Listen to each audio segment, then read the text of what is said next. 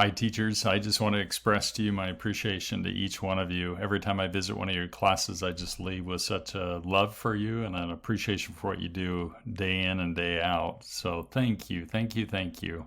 I have 5 suggestions for you for James chapter 1. Here we go. Suggestion number 1, I would suggest that you try using the New Living Translation for James chapter 1.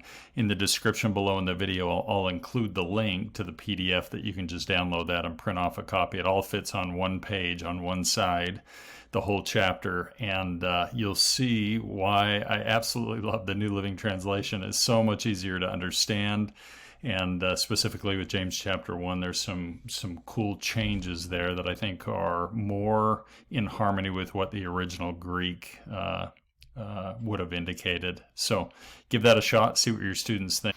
Suggestion number 2, Martin Luther said this about the book of James: we should throw the epistle of James out this school, for it doesn't amount to much. It contains not a syllable about Christ. Not once does it mention Christ except at the beginning.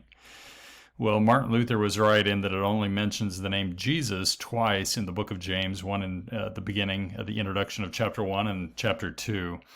But everywhere in the book of James, you have the teachings of the Savior. So I invite you to be intentional throughout the book of James in connecting the teachings back to the Savior. And as you know, as we're trying to be Christ-centered every day in class, that's where the power is. Don't teach things disconnected from the tree. Keep the branches connected to the trunk, and you'll see the teachings of the Savior all over in the book of James.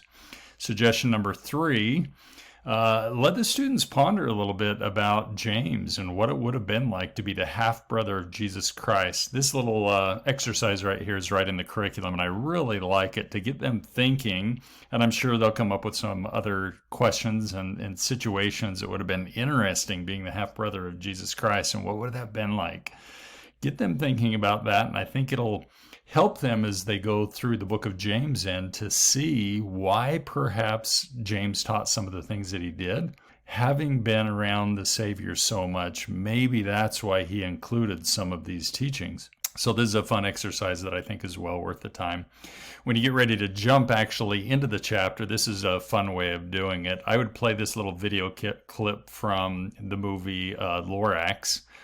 And this is a scene where they sing the song, Let It Grow. So I would say, I'm going to play this video clip, and I want you to jump into the first few verses and see if you can make a connection between this video clip I'm about to show you and what James teaches. And of course, they'll pick it up pretty fast that James says that, for you know that when your faith is tested, your endurance has a chance to grow. So let it grow. It is the title of the song, and it's a fun, catchy song, and a fun way to get them into the book of James, the first part there. And then you can have a great discussion of what in the world is James talking about here, that when verse 2, these troubles of any kind come your way, consider an opportunity for great joy. And verse 3 and verse 4, what an opportunity to discuss what was he talking about here, and where is the Savior taught something similar to this in the Sermon on the Mount or other spots in the gospel writers, and let them make some connections. I think you can have a really good discussion there. Last, there's a mention at the end of James that if we claim to be religious but don't control our tongue, you are fooling yourself and your religion is worthless. Powerful statement. And in chapter 3 of James, you'll spend a little bit more talking about the tongue as a sharp sword. It is, and James compares the tongue to several different things. But this might be a good time to show this clip from Elder Jeffrey R. Holland, where in one of the most passionate talks I've ever heard him give, he reminded us that we are to never check our religion at the door. So there's the link to the YouTube video. It's about 6 minutes. You wouldn't even have to show the whole thing.